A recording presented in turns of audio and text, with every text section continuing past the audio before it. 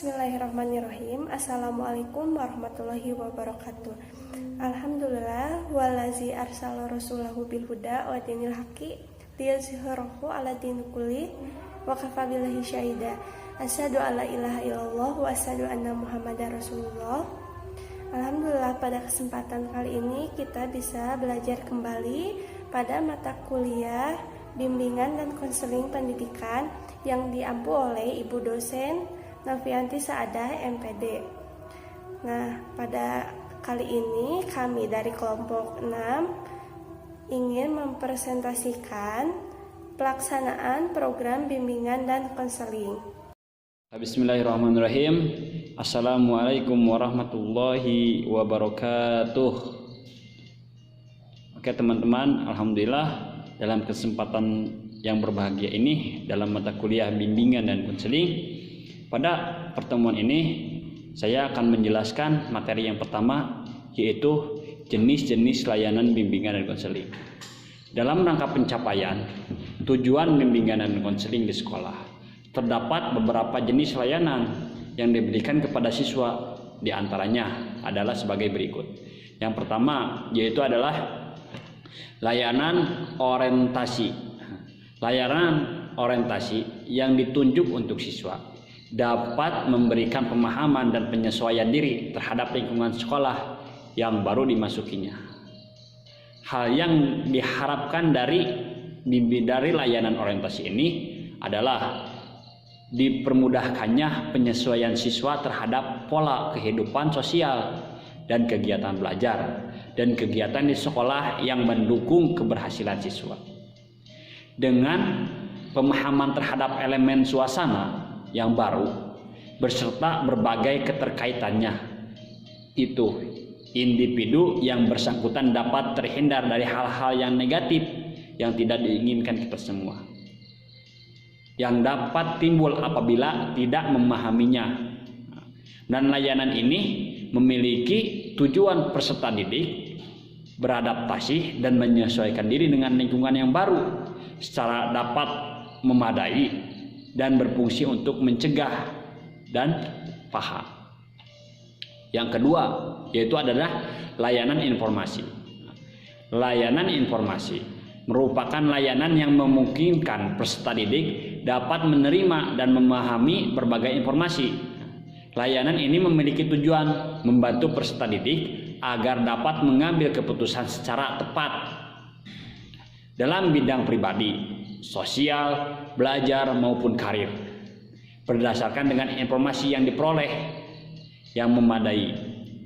Pemahaman yang diperoleh melalui layanan informasi menggunakan berbagai bahan acuan dalam meningkatkan kegiatan dan prestasi belajar, mengembangkan cita-cita, menyelenggarakan kehidupan sehari-hari, dan mengambil keputusan. Layanan informasi ini juga berfungsi sebagai pencegah dan pemahaman.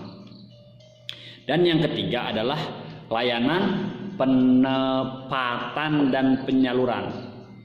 Layanan penempatan dan penyaluran memungkinkan siswa berada dalam posisi dan pilihan yang tepat, yaitu berkenaan dengan posisi duduk dalam kelas, berarti fisik ya, kelompok belajar, kegiatan ekstrakurikuler, program latihan, serta kegiatan lainnya. Tujuan umum layanan ini diperolehnya tepat sesuai individu untuk mengembangkan potensi diri. Tempat yang dimaksud adalah kondisi lingkungan, baik lingkungan fisik maupun lingkungan sosial emosionalnya, dan lebih luas lagi lingkungan budaya, serta berpengaruh terhadap kehidupan dan perkembangan individu. Layanan ini memiliki fungsi: satu, pencegahan, pemahaman, dan advokasi. Dan yang keempat adalah layanan penguasaan konten. Nah, layanan penguasaan konten merupakan layanan bantuan kepada individu untuk menguasai kemampuan dan kompetensi tertentu melalui kegiatan belajar. Kemampuan atau kompetensi belajar itu merupakan satu unit konten yang di dalamnya terkandung fakta dan konsep, proses, hukum, dan aturan nilai, profesi, afektif, sikap, dan tindakan terkait di dalamnya. Layanan ini memiliki fungsi pemahaman, pencegahan, dan pengentasan. Yang kelima yaitu layanan konseling perorangan.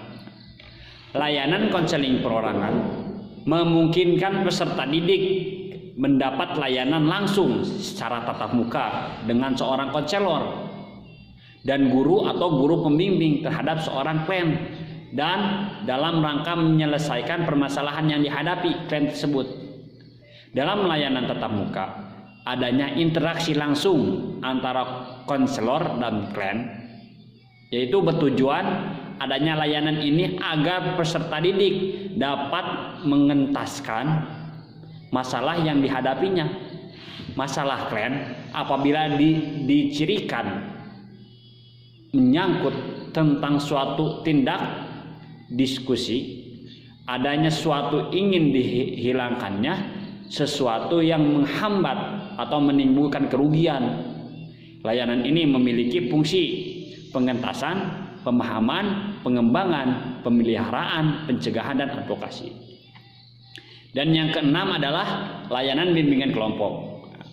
Layanan bimbingan kelompok memungkinkan siswa secara bersama-sama untuk memperoleh berbagai bahan dari narasumber yang bermanfaat untuk kehidupan sehari-hari, baik sebagai individu maupun sebagai pelajar, anggota keluarga, masyarakat, ataupun yang lainnya. Bahan yang dimaksud dapat juga dipergunakan sebagai bahan acuan untuk mengambil keputusan. Siswa dapat diajak untuk mengembangkan langkah-langkah bersama untuk memahami permasalahan yang dibahas dalam kelompok. Layanan ini memiliki fungsi: 1. Pemahaman dan pengembangan. Layanan konseling kelompok. Yang ketujuh, layanan konseling kelompok. Layanan memiliki kelompok memungkinkan siswa memperoleh kesempatan bagi pembahasan dan pengentasan masalah yang dialami melalui dinamika kelompok. Layanan ini diselenggarakan dalam suasana kelompok, dan layanan ini memiliki fungsi pengentasan. Dan yang kedelapan yaitu layanan konsultasi. Layanan konsultasi memungkinkan siswa memperoleh wawasan pemahaman dan cara-cara yang perlu dilaksanakan dalam memahami kondisi atau masalah pihak ketiga. Konsultasi pada dasarnya dilaksanakan secara perorangan dengan melakukan tatap muka sebagaimana yang barusan dijelaskan. Tujuan layanan ini agar konsultasi dengan kemampuan diri sendiri dapat menangani kondisi atau masalah yang dialami pihak ketiga. Dalam hal ini, proses konsultasi yang dilakukan konselor diisi yang pertama dan proses pemberian bantuan atau tindakan konsultasi terhadap pihak ketiga pada sisi kedua dan bermaksud mengentaskan masalah yang dialami oleh pihak ketiga. Layanan ini memiliki fungsi yaitu pemahaman dan pengentasan. 9. Atau yang terakhir yaitu layanan mediasi. Layanan mediasi pada dasarnya dilakukan dengan menghubungkan kedua pihak atau lebih yang semula berpisah, baik perorangan maupun kelompok, secara tatap muka antara konselor dengan klien, menjalin hubungan antara dua kondisi yang berbeda, mengadakan kontak sehingga dua yang semula tidak sama menjadi saling terkait. Layanan memiliki tujuan dan difokuskannya kepada perubahan atas kondisi awal antara kedua belah pihak yang bermasalah. Kondisi yang dikehendaki setelah adanya layanan mediasi ini ialah rasa damai terhadap pihak yang lain, adanya kebersamaan, sikap memaafkan, dan sebagainya. Hasil yang diharapkan dengan adanya layanan mediasi tidak berhenti pada tingkat pemahaman dan sikap saja, melainkan tertualisasikan dalam tingkah laku yang nyata, menyertai hubungan kedua pihak. Layanan ini memiliki fungsi. Yang pertama adalah pemahaman dan pengentasan. Mungkin itulah penjelasan yang telah saya paparkan. Mohon maaf apabila ada kesalahan, dan selanjutnya akan disampaikan oleh Teh Santi, diberikan waktunya dan tempatnya. Yang kedua ada poin jenis-jenis kegiatan pendukung.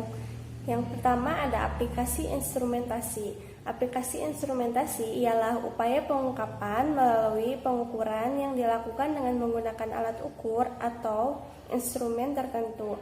Upaya pengungkapan sebagai aplikasi instrumentasi dapat dilakukan melalui tes dan non-tes. Hasil aplikasi selanjutnya dianalisis dan ditafsirkan, serta disikapi dan digunakan untuk memberikan perlakuan secara tepat kepada klien dalam bentuk layanan bimbingan dan konseling. Tujuan aplikasi ini supaya diperolehnya data tentang kondisi tertentu atas diri klien atau siswa. Nah, yang ketiga ada himpunan data. Himpunan data merupakan gambaran, keterangan, atau catatan tentang sesuatu.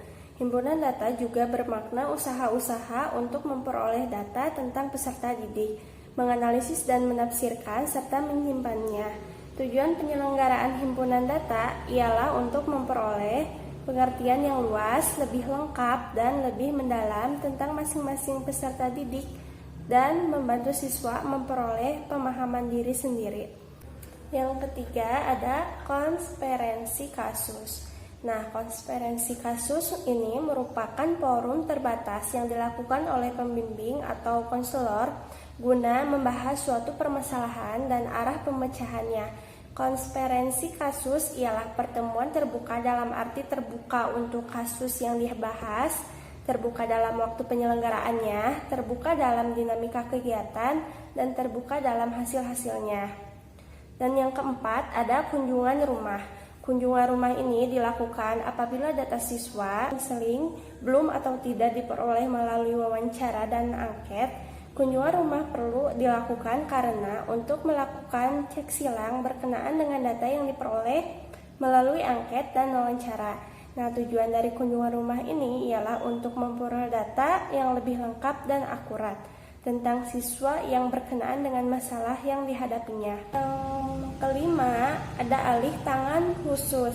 Nah, alih tangan khusus ini dapat diartikan upaya mengalihkan atau memindahkan tanggung jawab, memecahkan masalah atau kasus-kasus tertentu yang dialami peserta didik kepada orang lain atau petugas bimbingan lain yang lebih mengetahui dan berwenang. Alih tangan khusus ini sering juga disebut layanan rujukan. Tujuan alih tangan khusus untuk memperoleh pelayanan yang optimal dan pemecahan masalah klien secara lebih tuntas.